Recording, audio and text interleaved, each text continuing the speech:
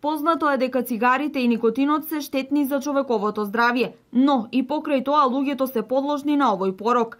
Превенција од никотиноманија е насловен проектот кој ќе се реализира во сите основни и средни училишта на подрачјето на општина Штип. Одсекот за превенција при сектор за вратични работи Штип, анализирајќи ги податоците околу употребата на цигарите од страна на младите кои се почесто на мала возраст започнуваат со употреба на цигарите, одлучивме да направиме проект превенција од никотиноманија, каде што ќе ги едуцираме учениците од штетните последици од употребата на цигарите.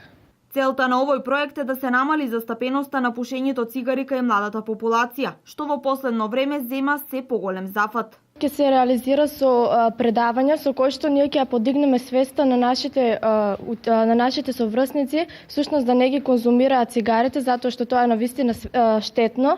Потоа со помош на спортски активности, со играње на фудбал со момчиња и со девојчиња, исто така ќе се потрудиме на еден начин да не дозволиме тие всушност да ги конзумираат цигарите, бидејќи се тие штетни и ќе учествуваат момчиња и девојчиња, исто така и дел од полицајците ќе играат со нас во фудбал.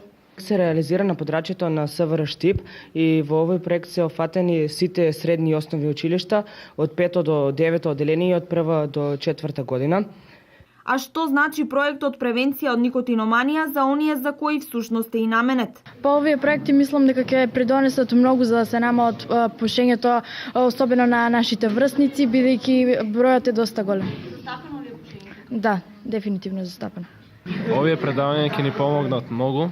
Ја мислам дека никотинот влијае врз нашето здравје и ова треба да го знаат и другите врсници, како нас.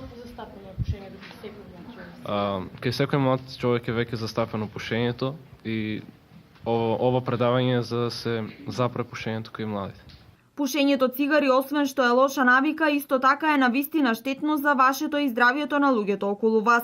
Страдаат белите дробови, влијае на крвната слика, го намалува апетитот, но е штетно и за кожата, а таа е огледало на здравјето.